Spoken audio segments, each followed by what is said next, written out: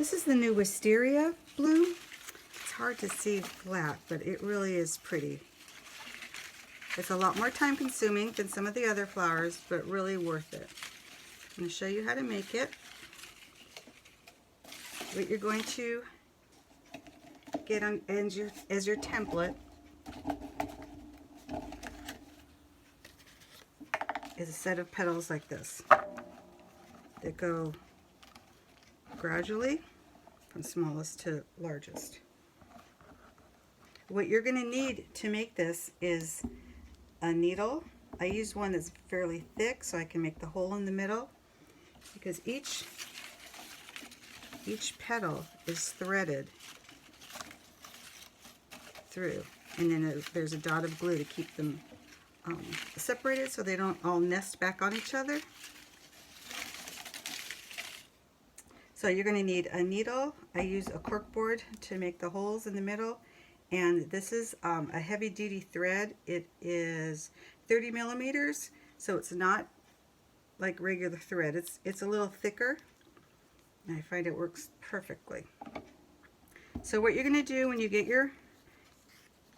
all your petals cut out, you're just going to make a little hole in the middle of each one. You can do a couple at a time if you want.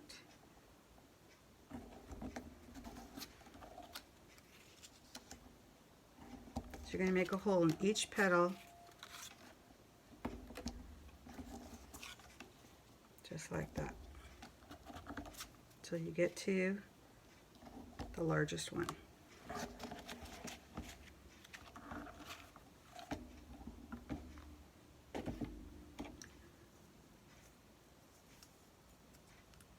Cut some string for this thread.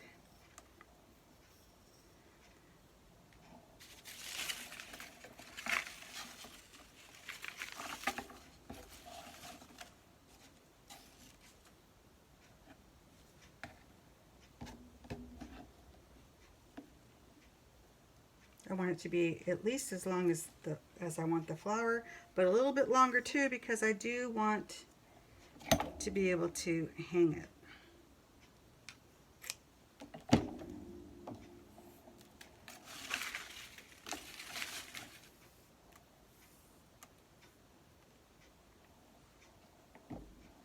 Okay, using my large needle, I'm going to thread it.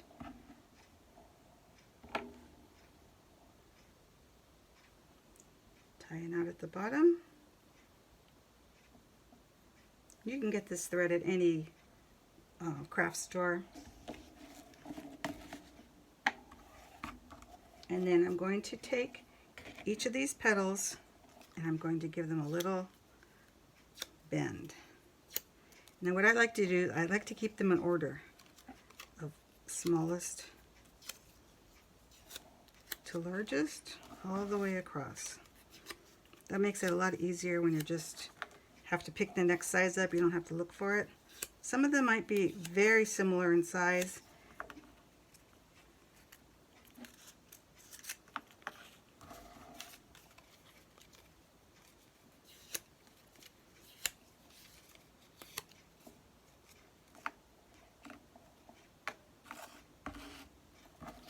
That way I know those two are the same size.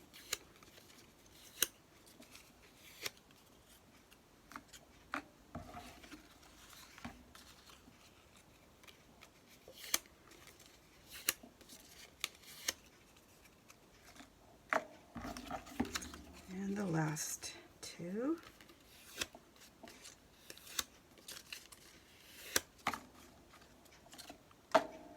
So starting with the smallest petal, I'm going to take my needle and go through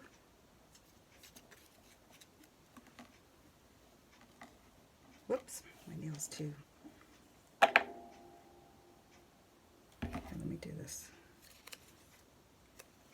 I can show you how the glue is going to be dotted with this one. Makes it a lot easier. So what I'm going to do is put a little dot of glue right there. It's going to hold it in place.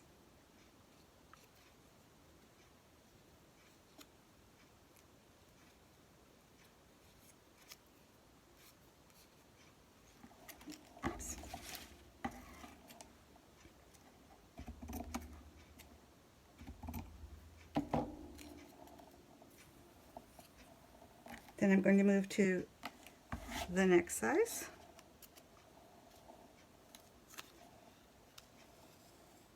I don't want it to nest like that. I want it to be just a little bit higher. So I'm going to see, let's see, maybe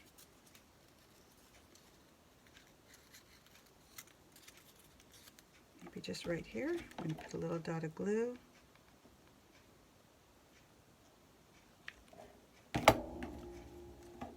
And that's going to stop the flower, the petal, from nesting on the one below it.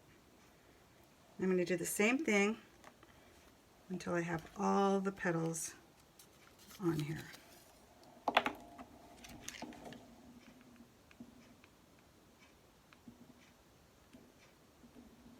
Put a little dot of glue, bring your petal down, and nest it on top.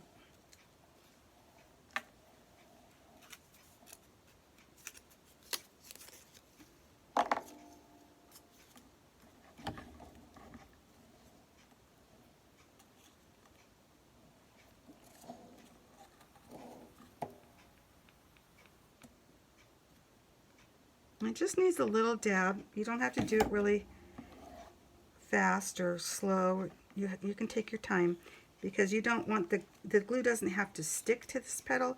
You just want to make it a buffer so it doesn't fall to the next petal down. Hope you can see that. And I'm just going to do that for the rest of the petals.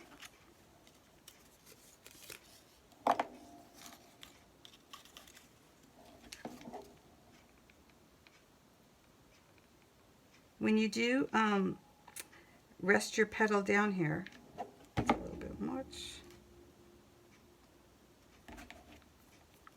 You want to offset it